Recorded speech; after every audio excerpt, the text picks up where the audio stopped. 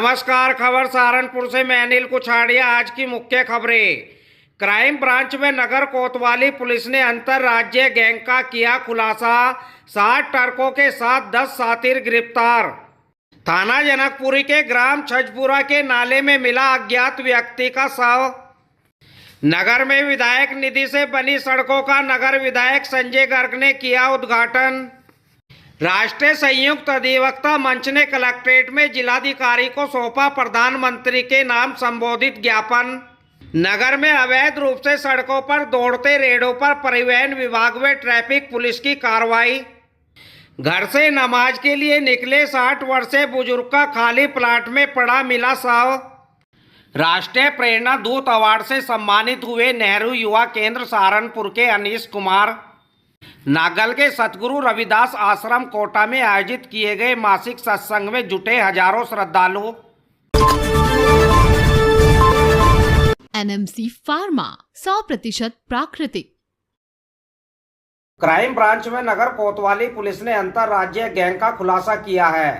Police ने 10 साथियों को गिरफ्तार कर 60 ट्रक, फर्जी आरसी व ट्रकों के चेसिस नंबर बदलने के उपकरण बरामद किए हैं।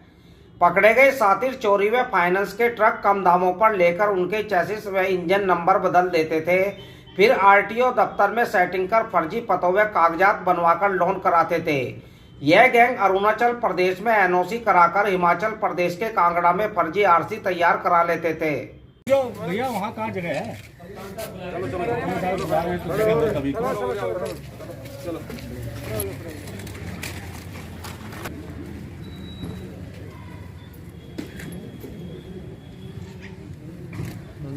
क्राइम ब्रांच सहारनपुर और नगर कोतवाली पुलिस टीम द्वारा एक अंतर्राज्यीय गैंग का पर्दाफाश किया गया है, जिनके द्वारा फर्जी कागजात तैयार करके फर्जी आरसी जारी करवाकर जो चोरी हुए ट्रक और फाइनेंस जो उनको रीफाइनेंस करवाकर इस तरह का एक गैंग चलवाकर जो ट्रकों को आदान प्रदान करते थे।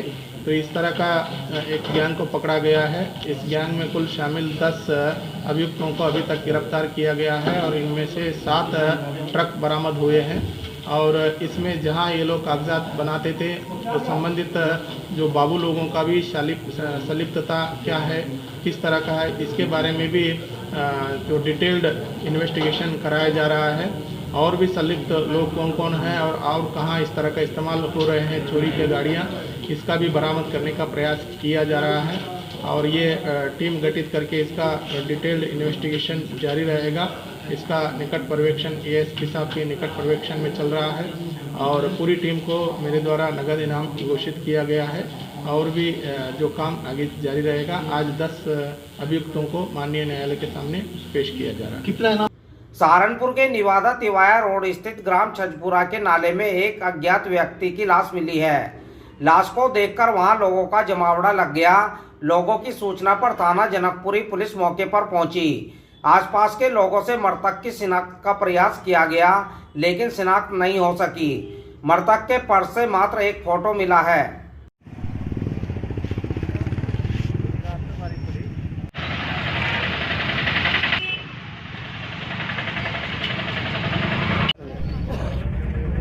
कोई जानता हो तुझे? भाई क्यों कर रहे हो? नगर विधायक संजय गर्ग ने आज नगर में विधायक निधि से बनी सड़कों का उद्घाटन किया। न्यू सुदर्शन नगर में पहुंचे नगर विधायक संजय गर्ग ने कहा कि नगर में बिना जातिगत भेदभाव के एक समान विकास कार्य कराया जा रहा है। इस दौरान सपा महानगर अध्यक्ष मोहम्मद आजम साहब, वरिष्ठ नेता चौधरी अब्दुल गफूर, गुलशन कपूर, मुस्तकिम राना, पार्षद सावेज, काशिफ अलवी, मोहम्मद उमर, अजय पटेल, राजीव अग्रवाल आदि मौजूद रहे।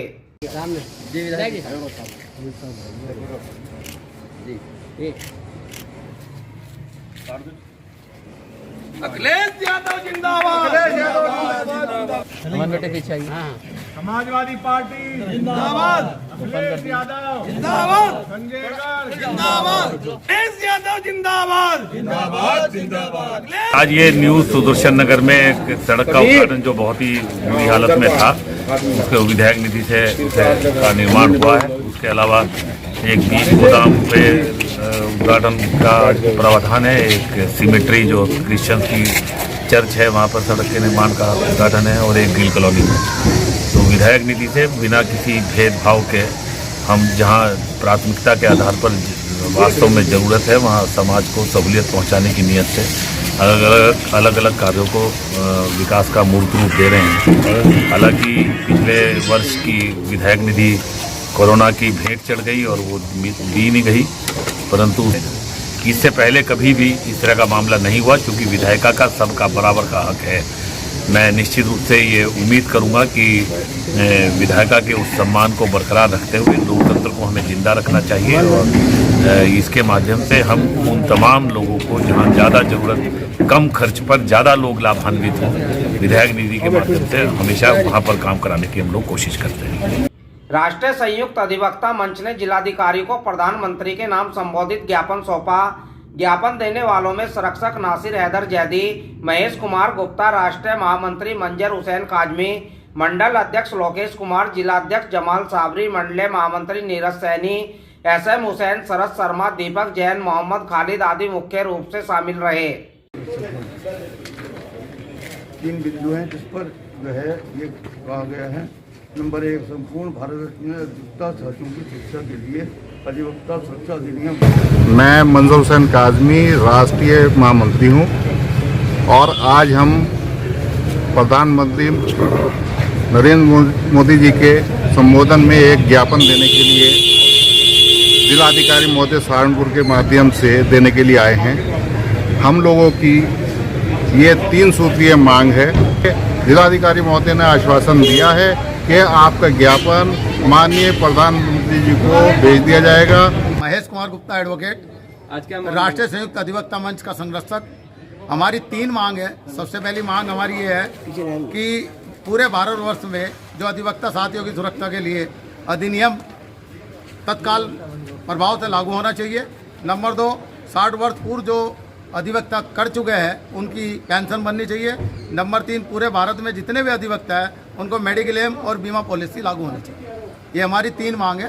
परिवहन विभाग व ट्रैफिक पुलिस ने कार्रवाई करते हुए अवैध रूप से सड़कों पर दौड़ते रेहड़ों पर संयुक्त कार्रवाई की। संभागीय परिवहन अधिकारी पर्वतन Radheshyam, ARTO पर्वतन RP Mishra, TSI पवन तोमर ने अवैध रेहड़ों को जब्त किया। जब्त किए गए रेहड़ों को डिसमेंटल किया जाएगा। ARTO पर्वतन RP मिश्रा ने बताया यह अभियान आगे भी जारी रहेगा।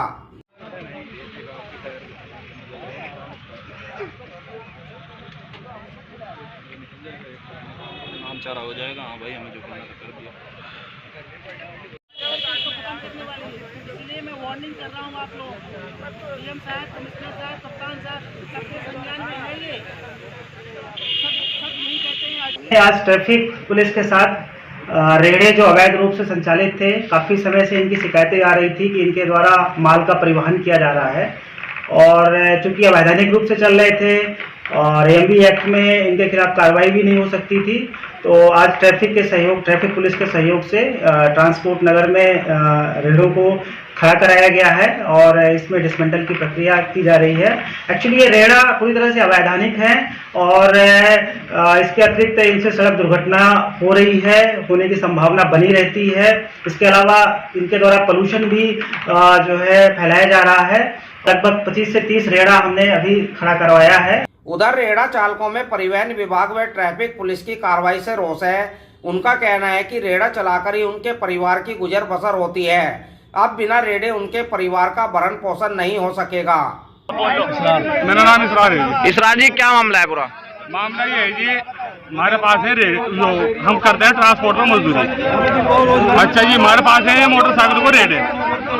अब ये रेट RTO साहब ये प्रशासन बंद करवाने की कोशिश कर रही है और ये कह रही है कि टेम्पू दो आप। अब हमारे पास इतना जुगाड़ नहीं है कि जो हम टेम्पू दिया हमें, हम 200-400 रुपये कमावे, वही हमारे सुबह से लेके शाम तक के हमारे घर खर्च हो जाए। अगर सरकार टेम्पू ही बंद करवा या रेडे बंद करवा रही तो हमारी व्यवस्था करे कुछ। रही जी, क्या मामला है? पूरा जी, हमारा रेडे जो मजदूर आदमी, गरीब आदमी है, पता कहाँ जावे, हमारे ऑटो रेडा पकड़ रहा और तोड़ने की कोशिश कर रहे हैं। रेडा हमारे RTC मंगा के रेडा तोड़ रहे हैं। ये तो व्यवस्था करो हमारे क्या नाम टेम्पू की, ये तो हमें टेम्पू दो। धारदार हथियारों से एक बुजुर्ग की निर्मम हत्या कर दी गई। 60 वर्षीय बुजुर्ग फैयाज घर से नमाज पढ़ने के लिए निकला था। उसका शव एक खाली प्लाट में पड़ा मिला। ग्रामीणों ने उसकी सूचना दी तो पुलिस ने शव को कब्जे में लेकर पोस्टमार्टम के लिए भेज दिया। मृतक के सिर पर गंभीर चोटों के निशान मिले हैं। घटना थाना बेट के गांव खेड़ा भटकंवा की है।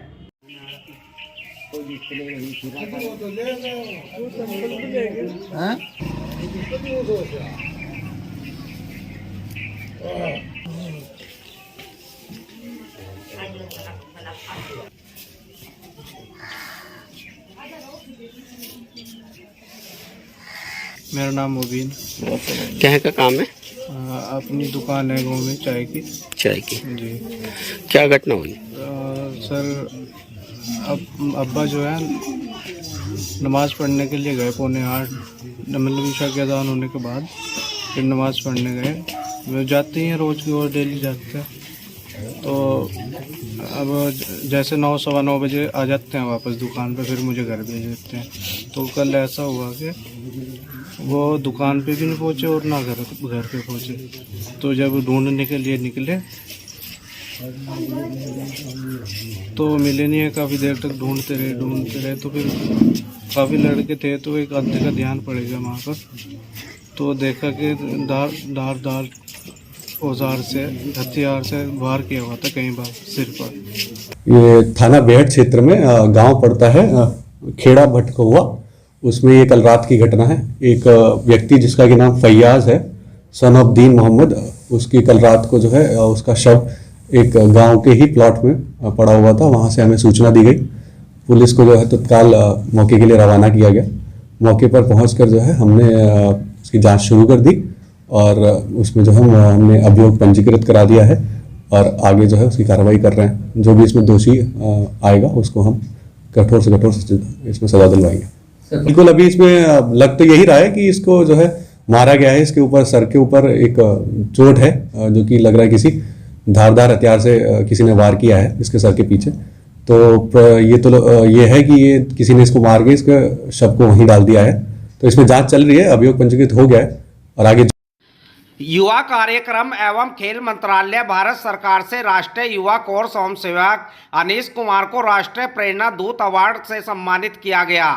इस कार्यक्रम का आयोजन युवाओं की सामाजिक संस्था फेस ऑफ फ्यूचर इंडिया द्वारा बिहार में किया गया था।